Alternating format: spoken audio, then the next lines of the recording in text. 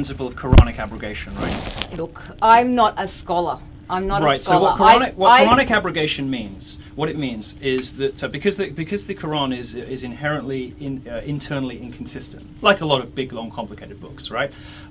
Quranic abrogation is not a Western principle. It is an Islamic, an accepted Islamic principle of scholarship, which says that out of the verses that contradict one another, the verses that were revealed to Muhammad later supersede the ones that were revealed earlier. So if you reorder the Quran chronologically, the stuff that came later, that was revealed to Muhammad by Allah later, supersedes anything that might be contradictory in the earlier verses. And who told you this information? Well, this is Which scholar gave you this information? Did you read it out of the book yourself? Very well established Islamic scholarship. So the problem that you have, right, is that the later verses, when Muhammad was a warlord, right, supersede the earlier ones, which are all the peace, love, and understanding. No, so the jihad verses that are about killing the unbeliever are the ones that, according to Islamic scholars, are the ones that supersede the peace, love, and understanding. If we keep saying that, oh, Islam teaches you this, we can slap each other back and forth. You're challenging me on the name of specific scholars, and you didn't even know what abrogation meant. Let me speak. We can slap each other back and forth, but if we're going to keep addressing the negative of what I'm not going to slap you. Muslims like me that keep saying that's wrong. I don't use violence.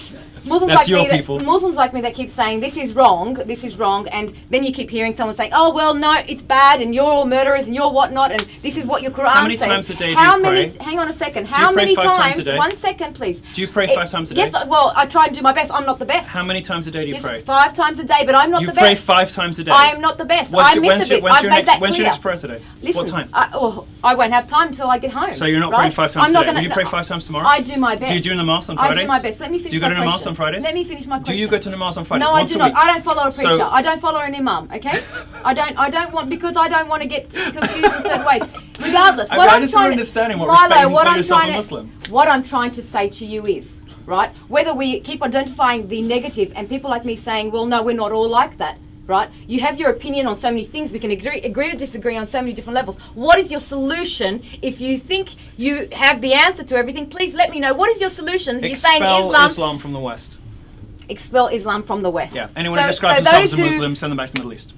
Say that again. Anyone who describes themselves as a Muslim, we should send back to the Middle East. So I should go back to the Middle East then? If you describe yourself as a Muslim, if you believe in the precepts of Islam and all of the things that Islam seems to produce in those countries, I think you should Maybe you need to then understand what actually Islam means. And I understand what abrogation is. Right? I seem to understand more about the Quran than you do. I'm not a scholar, honey. You've only you just you. I mean, you can ask me questions about the Bible. I'll know those too. And you can. But that's easy to cherry pick. We can cherry picking. It's like you've cherry picked your little bits and pieces, and you just think, okay, well, that's what I'll just address. This isn't going very well for you, is it? No.